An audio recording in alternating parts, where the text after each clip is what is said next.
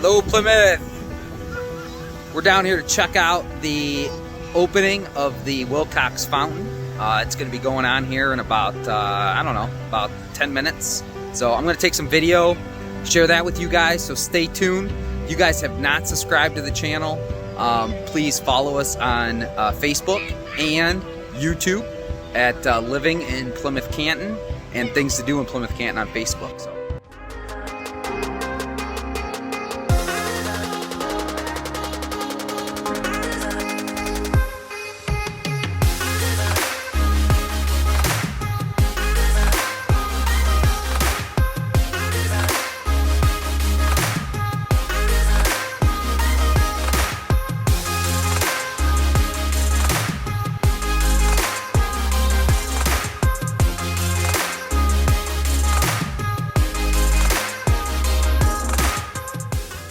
Of the dedication ceremony of the Wilcox Fountain here in Kellogg Park.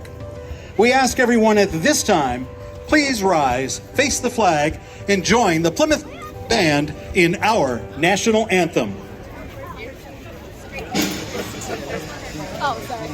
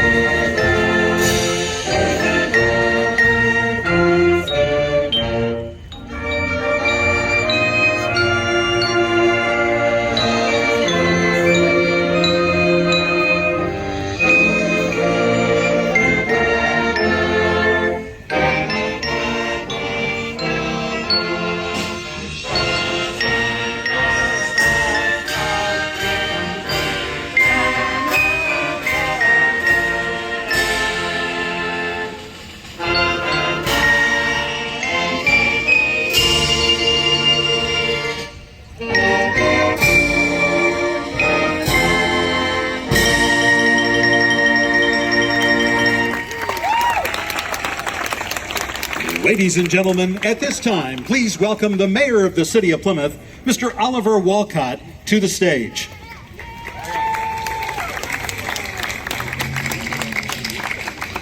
Good morning, Plymouth. How we doing? This is a live mic. Holy cow, I love it. Usually don't need a microphone to hear me talk, but with as many folks that have gathered today, I just want to say thank you. This is absolutely incredible. I want you to give you all a round of applause for being here. Keep it going for the community band. That was absolutely awesome warming us up.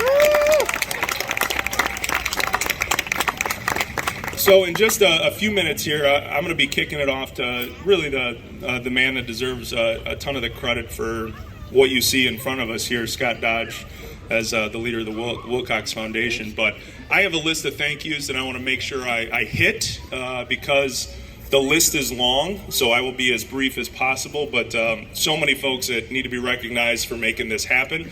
Again, the Wilcox Foundation, we would not be sitting here, this project would have not gotten off the ground, and we wouldn't have the final product we see here without the incredible donation by the Wilcox Foundation. So thank you, Scott, Wynn, Dan, you guys are awesome.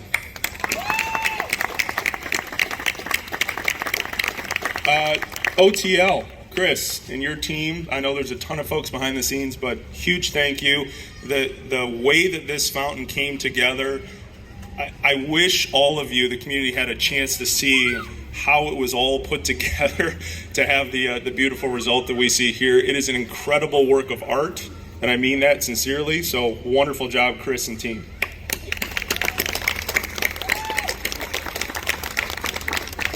Mark Russell Design, thank you. The early iterations and all your hard work through the entire process. Thank you, Mark. Shaw Construction, Ted, and your entire team. Thank you, brother. That was absolutely wonderful job. The park was blocked off. I know a lot of folks were peering in to see the progress throughout the last several months, but so much of the stuff that is underground and is going to make this fountain last for decades and decades and decades is the hard work that Shaw Construction did to put this all together. So thanks again, Ted. Thank you, everyone.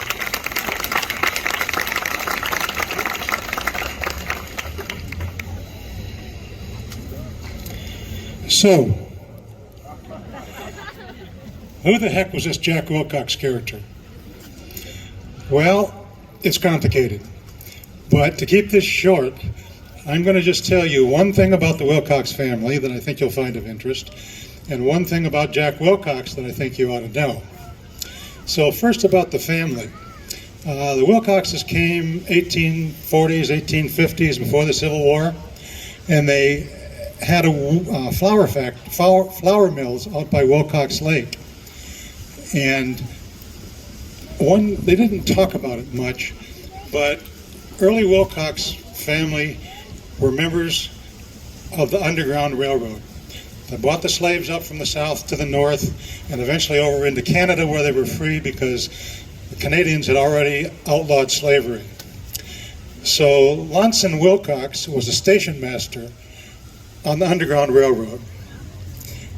And they brought these slaves into Plymouth because there's a central Michigan branch of the Underground Railroad that runs from Jackson to Ann Arbor to Ypsilanti to Plymouth and then to Detroit, which was the last stop. In Detroit, the code name for Detroit was Midnight. So the slaves were put on wagons, and these were probably the same wagons that the Wilcoxes used to haul around sacks of flour during the day and runaway slaves by night. And some of the other Wilcox family members were the conductors on the Underground Railway, and they were to hitch up the horses and take them down a two-night drive to get down to the Detroit River, where at midnight they were loaded on boats and rowed across the shore to Canada and freedom.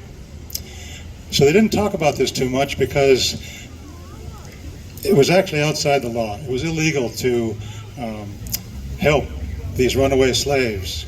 And so these early Wilcox folks, kind of stuck their necks out and helped the cause that they believed in. So I thought this was kind of an interesting slice in the Wilcox family history. But now let's fast forward to Jack Wilcox, who lived in the old house over here for 83 years, and Kellogg Park was essentially his extended front lawn. And he was a proud captain in the Navy. And I think the one thing I'd want you to know about Jack Wilcox is that he was probably one of the most frugal people that you could ever meet. So how frugal was he? Well, I've got a couple examples. He used to have an old raincoat that was probably 10, 12 years old, and one time it got a big rip in the back of it, about a 2-foot long rip. And so rather than spend money on a new coat, he got his favorite tool, a roll of duct tape, and he patched up the back of the coat and he wore it for another 10 years. Cars, he didn't want to spend money on cars. He had, when he died in 2000, he was driving a 1974 Ford Pinto, the economy model with a stick shift, as the old folks here would remember. It's the old 4 on the floor. And had he lived longer, he would have driven that for a few more years. And the last thing is newspaper. Back in bygone times, most family residents had a subscription to a daily newspaper. And Jack really liked to read the Free Press in the morning, but his frugality prevented him from paying for a subscription because he could walk up the street a couple blocks and go to the library and read it for free. So he, let me see where I am here.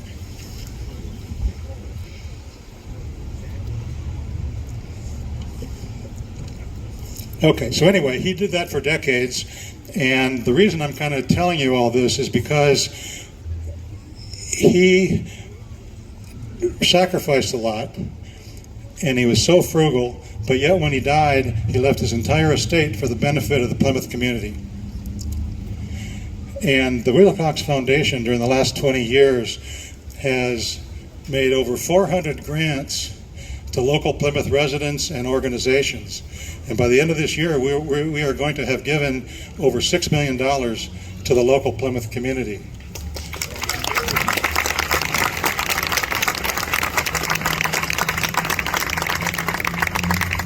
And so while this is a lot of good works, as Jack would call them, I think this fountain really exemplifies Jack's vision for the foundation and the purpose of it, because he wanted his foundation to be a charitable investor.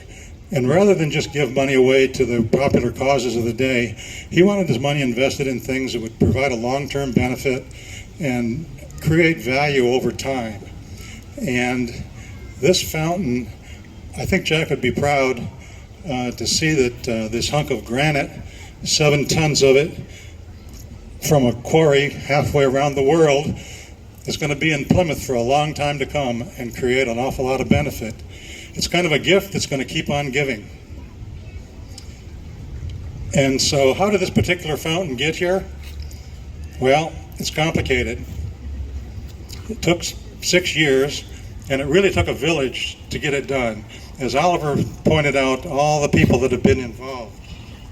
But there's 4 people that we worked with on from the Wilcox board, and by the way, the board did an amazing job over these years sticking with this, and it was kind of up and down over the time, but we finally got it done, and Wynn Schrader and Dan Harriman were a great team to work with, and we persevered and finally got this thing done.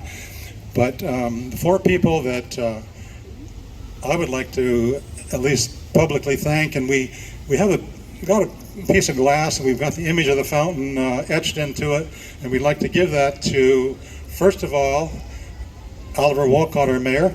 Oliver, where'd you go? So there's been years and years of drama and chaos, and Oliver's calm, cool, and collected manner kind of pulled everybody together, got everybody on the same page, and pointed us in the right direction. So, thank you, Mr. Mayor.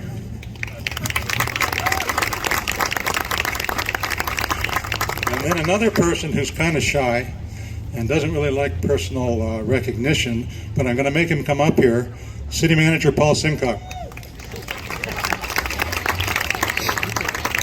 And Paul went through the same 5 years of chaos. And then when we got to the construction phase, he took all the grief for putting a fence around the big part of the park and all the trouble in rescheduling all events and everything. And then when anything would go wrong with the construction, of course, Paul's phone was the first one to ring. And I think Paul is probably the happiest person in the room here that this fountain is finally done and Kellogg Park can go back to normal. Although this park is going to go back to, like everything else these days, a new normal, but I think this time it's going to be a good new normal. So Paul, thank you very much.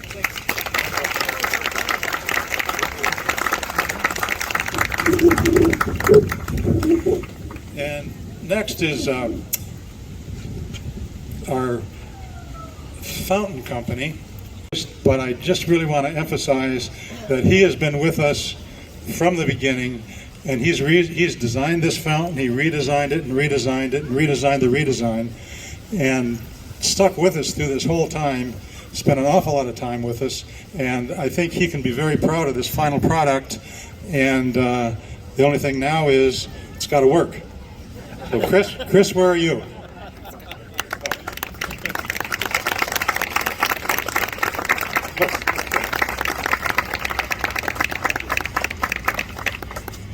Okay, and last is our general contractor. And I'll tell you, this project was not an easy project. Working with inside the fence with all this big equipment and everything, but Ted Barker from Shaw Construction was responsible for everything inside the fence. And it was just a monster project, and there were a lot of problems that came up, and Ted just got on them and solved them right away.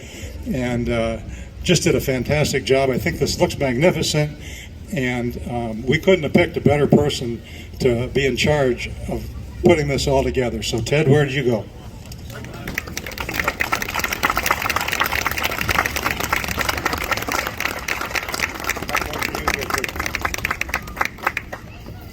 In talking, it's kind of a small world. It turns out that Ted's grandfather and my mother went to the same high school class and graduated in the class of 1928.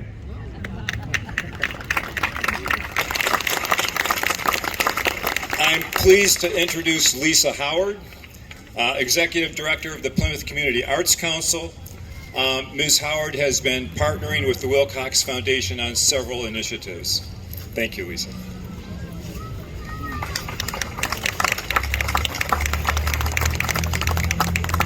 So good morning, everybody. So good to see so many people here at our dedication ceremony this morning.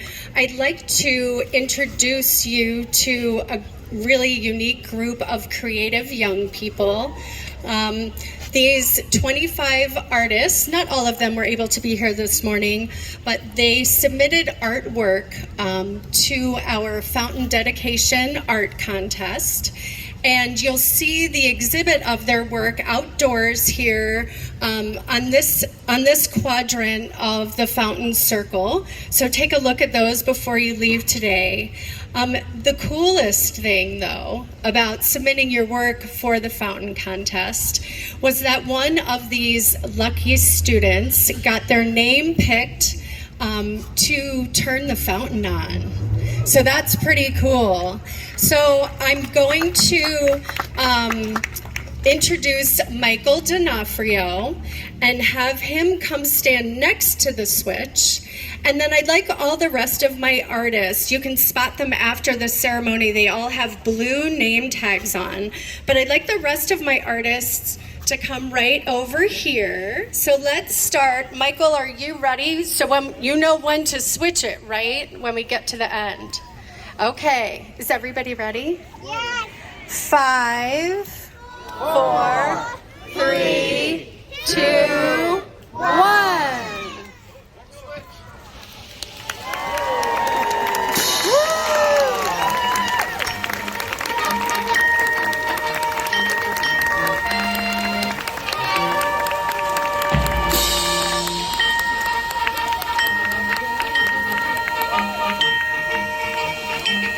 And there we go. There's your fountain, Plymouth.